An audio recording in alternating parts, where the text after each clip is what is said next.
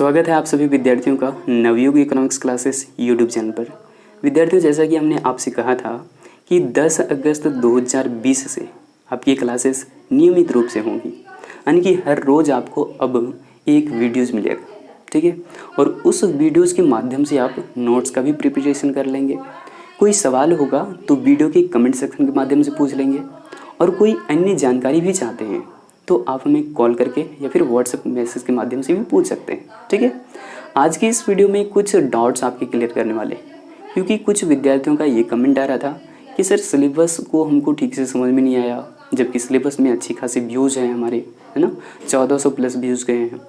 और कई विद्यार्थी ऐसे भी हमें मैसेज कर रहे हैं कि सर हमें क्वेश्चन तो समझ में आता है, लेकिन ये पूरा का पूरा एनसीईआरटी से मैच नहीं करता। तो भाई एनसीईआरटी का जो नाम दिया गया है, एनसीईआरटी में जो नाम दिए गए हैं चैप्टर्स के या फिर टॉपिक का जो नाम है, उसमें स्टैंडर्ड वर्ड इस्तेमाल किए गए हैं। साइड बुक को आप यदि पढ़ेंगे तो साइड बुक में आप पाएंगे कि साइड बुक जो है वो आपको आसानी लगता है समझने में, क्योंकि वहाँ पर मुख्य उद्देश्य जो साइड बुक का है वो ये होता है कि एक एक बच्चों को जो है ध्यान से समझने का प्रयास करेंगे इस चीज़ को, और वहाँ पर एग्जाम्पल ज़्यादा दिए जाते हैं। एनसीईआरटी बहुत अच्छी बुक है, लेकिन वो थोड़ा स्टैंडर्ड हो जाता है जो पहली बार पढ़ रहे होंगे। तो यहाँ पर एनसीईआरटी को बिल्कुल बेकार नहीं माना जा सकता, बहुत ही अच्छा बुक है वो। और साइड बुक जो है वो एनसीईआरटी बुक को ही आधार बना करके करते हैं काम, लेकिन साइड बुक जो है वो सिर्फ सेलर के लिए प्रॉफिटेबल हो, इसके लिए वो चाहते हैं कि ज़्यादा से ज़्यादा एग्जाम्पल जो है बुक में ऐसा पेश किया जाए ताकि बच्चों को अच्छे से समझ में आ जाए। ऐसा नहीं है कि एनसीईआरटी बिल्कुल बेकार हो गया या फिर उसके जो कंसेप्ट है वो माथा के ऊपर से उड़ रहा है, ऐसा नहीं है। अच्छा लगता है और बिल्कुल शॉर्ट में बताया हुआ है। इसलिए एनसीईआरटी की जो बुक देखते हैं आप 12th के लिए हिंदी माध्यम से या फिर इंग्लिश माध्यम से, वो मात्र इतनी पतली होती है ना, इतनी पतली। तो आप देख रहे हैं कि इस तरह से जो बुक का जो पैटर्न है अलग अलग, तो बिल्कुल डिफरेंट नहीं है भाई। सिलेबस का आधार जो है वो एनसीईआरटी का ही है, चाहे तो आप झारखंड बोर्ड से हों, बिहार बोर्ड से हों, सबके लिए जो है एनसीईआरटी बहुत महत्वपूर्ण रखता है। और साइड बुक जो है वो आपको समझने में मदद कर सकता है। तो आप एक बुक पे सिर्फ अड़े मत रहिए, अलग अलग तरह की बुक पढ़िए। एक ही कंसेप्ट के लिए आप अलग अलग तरह की बुक के रिकमेंड कीजिए, तो आपका जो कंसेप्ट होगा वो ज़्यादा क्लियर होगा, ठीक है।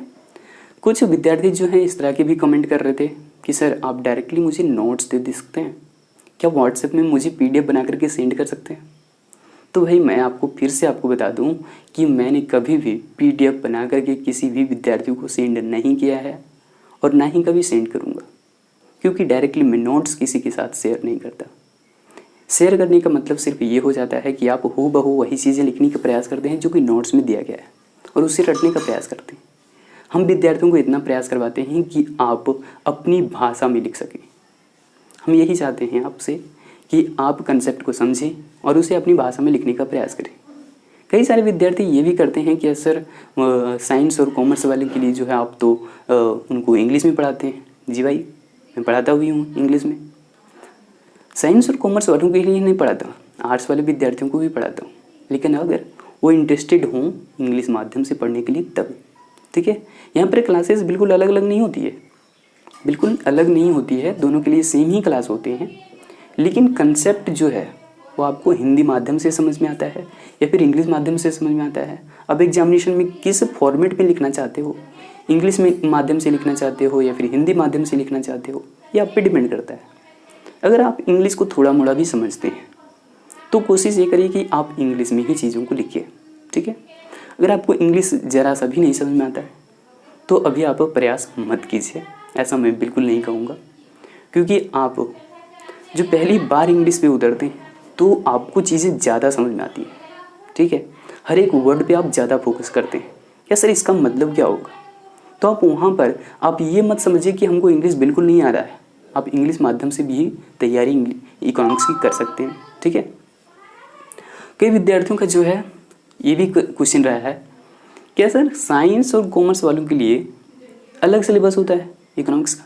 जी नहीं भाई, सबके लिए सिलेबस सेम है, चाहे तो आर्ट्स के विद्यार्थी हों, साइंस के विद्यार्थी हों या फिर कॉमर्स के विद्यार्थी हों, सबके लिए इकोनॉमिक्स का सिलेबस बिल्कुल सेम है। तो चलिए देख लेते हैं कि आर्ट्स, साइंस और कॉमर्स वाले विद्यार्थियों के लिए सिलेबस में क्या अंतर है, ठीक है। ठीक है। इन सारी चीज़ों को चलिए अभी स्पष्ट कर देते हैं, लेकिन इससे पहले मैं आपको बता दूं कि अगर आपने कोई भी इससे पहले हमारी वीडियोस को नहीं देखी है, सॉरी वीडियोस तो नहीं कहेंगे, वो ऑडियो विजुअल क्लासेस है, सिर्फ हमारी आवाज़ सुनाई देती है, बाकी आपको चीज़ें स्क्रीन पर दिखाई देगी, ठीक है। वो उसको ऑडियो विजुअल कहते हैं। तो वहाँ पर आप देखेंगे कि जो हमने वीडियो सीरीज 1 से लेकर के 10 तक जो बात करी है वो बहुत ही महत्वपूर्ण कंसेप्ट हैं। उन्हीं कंसेप्ट को जो है हम आधार बना करके आगे सारी चीज़ों को स्पष्ट करेंगे। कुछ विद्यार्थियों को ये लग रहा है कि हूबहू एनसीईआरटी से मैच नहीं करता है, तो मैंने तो स्पष्ट कर ही दिया। तो उन सारी कंसेप्ट को आप देख लीजिए एक बार, और उनका नोट्स भी आप बना लीजिए। वो आपको जो है ऑब्जेक्टिव प्रश्न भी हेल्प करेगा, और जो आपके शॉर्ट क्वेश्चन होंगे या फिर लॉन्ग क्वेश्चन होंगे उनको भी बनाने में हेल्प करेगा, ठीक है। चलिए आज हम आपको स्पष्ट कर दें कि सिलेबस में क्या अंतर है आर्ट्स वालों के लिए, साइंस वालों के लिए और कॉमर्स वालों के लिए।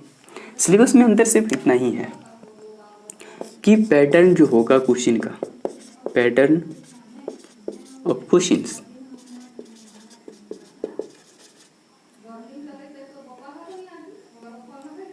प्रश्न का प्रारूप कह सकते हैं ना।